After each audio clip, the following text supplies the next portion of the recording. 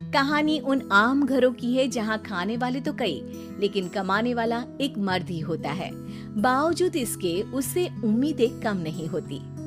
देखिए जी, सामने वाले वर्मा जी कैसी अच्छी तरह से सफाई करते हैं छुट्टी वाले दिन अपने घर की, और एक आप हैं।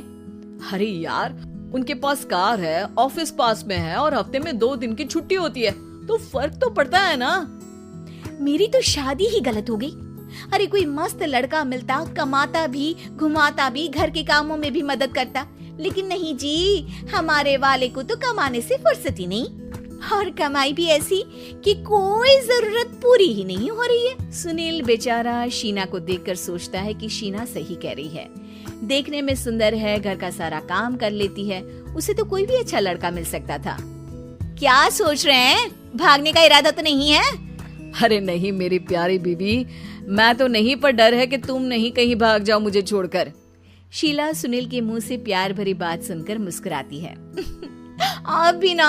सुनील एक दिन ऑफिस से घर आता है कि तभी शीना कहती है, सुनिए जी, वो मेरी सहेली आई थी, सारा दिन वो लोग यहीं थे, अब जा रही थी तो मैंने कहा नहीं नहीं, मेरे पति छोड़ आएंगे ना तुम्हें, तो रोक लिया मैंने। सुनील थोड़ी देर कुछ सोचता है, फिर कहता है, ठीक है, मैं कपड़े चेंज करके आता हूँ। अरे तेरे पति को तो लग रहा है कि अच्छा नहीं लगा। अरे नहीं नहीं, ऐसी कोई बात नहीं है, रुको मैं अभी उन्हें घर के कपड़े देकर आती हूँ। शीना अंदर जाती है जहाँ सुनील पलंग पर लेटा होता है। अरे क्या मजाक है, वो कह रही है कि आपने मुंह बना लिया। सही तो कह रही है, सुबह से अब ऑफिस से लौटा हूँ, एक कप चाय का तो पूछा नहीं, 20 किलोमीटर जाओ और आओ, और फिर कल उसी टाइम पर ऑफिस। अरे यार, मुझे गाड़ी चलानी आती ना तो बोलती भी नहीं आपको, और कौन सा रिक्शा खींच कर जाना है आपको। सुनील अब क्या बोलता। रात देर से आता है और सो जाता है। अगले दिन शरीर दर्द हो रहा है। अरे तो मत जाओ ना ऑफिस, चलते हैं ना मार्केट घूमने, फिर पिक्चर देखेंगे और रात में खाना खाकर घर वापस। सुनील जब सारे दिन की थकान वाला शेड्यूल सुनता है तो वो सीधे सीधे ऑफिस के लिए तैयार हो जाता है। अब आए दिन शीना की डिमांड बढ़ती ही चली जाती है और सुनील उसको पूरा भी करता, लेकिन एक दिन, ए जी मेरा भाई आ रहा है, उसे 2 लाख रुपए की जरूरत है। हाँ तो मैं क्या करूँ शीना, मेरे पास इतने रुपए नहीं है। हाँ हाँ पता है नहीं है, लेकिन किसी से लेकर तो दे सकते हो ना। अरे मैं किससे मांगू, मेरे तो जानने में भी कोई नहीं है जिसके पास इतनी बड़ी रकम हो। तभी वहाँ शीना का भाई शीनू आ जाता है। जीजा जी कैसे हैं आप?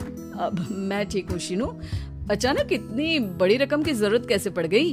अरे जीजा जी, वो बिजनेस शुरू किया ना, तो उसके लिए पैसे की जरूरत है, काफी हो चुका है, थोड़ा पैसा बचता है तो मैंने सोचा आपसे ले लूं। अब देखो, मेरे ऑफिस में कुछ लोग हैं जिनकी सेविंग अच्छी है, मैं उन लोगों से बात करके देखता हूँ। सुनील ऑफिस से किसी से पैसे लेकर शीना को दे देता है। शीना वो पैसा भाई को दे देती है। 2 महीने बाद, अरे यार शीना, वो ऑफिस वाला आदमी अपने पैसे मांग रहा है, कैसे दूं? अपने भाई से बोलो ना पैसे दे दे। अरे हाँ हाँ दे देगा, कहाँ भागा जा रहा है, आप उनको बोल दो कि दे देंगे। थोड़े दिन बाद, शीना वो आदमी मुझसे आज भी पैसे मांग रहा था यार, मैं तंग आ गया हूँ, ऑफिस जाते ही सामने उसका चेहरा दिखता है, क्या बोलूं, बार बार पैसे मांगता है। अच्छा मैं शीनू को फोन लगाती हूँ, बात करके देखती हूँ। शीना भाई को फोन करती है, लेकिन वो फोन उठाता ही नहीं। लगता है भाई कहीं ऐसी जगह है जहाँ नेटवर्क की समस्या होगी। सुनील अगले दिन दोपहर को ही घर आ जाता है। उसका चेहरा उतरा और परेशान सा होता है, वो रोने लगता है। अरे क्या हुआ जी, आप इतना परेशान क्यों हैं? सब ठीक तो है ना? अरे नहीं शीना, कुछ ठीक नहीं है, मैं ठीक नहीं हूँ। तुम्हारे भाई के लिए मैंने जो पैसे लिए थे, उस आदमी ने आज भरे ऑफिस में सबके सामने मेरी बेइज्जती कर दी। सबके सामने आज मैं कर्जदार बनकर खड़ा था। मैंने हर वो प्रयास किया घर चलाने के लिए जो मैं कर सकता था, लेकिन अब नहीं होगा। वो फिर रोने लगता है। अरे आप तो औरतों की तरह रो रहे हैं, मर्द हैं आप। क्यों, आदमी के सीने में दिल नहीं होता, या फिर वो इंसान नहीं मशीन होता है?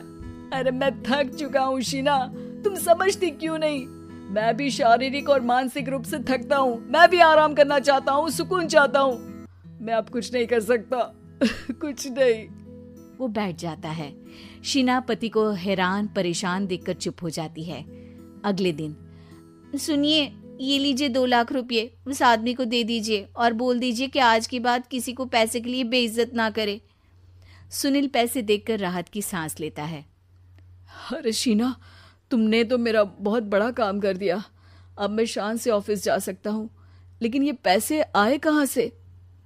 ये पैसे मैंने अपने गहनों को गिरवी रख कर लिया है। तुम ठीक रहो, निश्चिंत रहो, मैं बस यही चाहती हूँ। मुझे माफ़ करना, पर अब मैं समझ चुकी हूँ कि मर्द को भी दर्द होता है।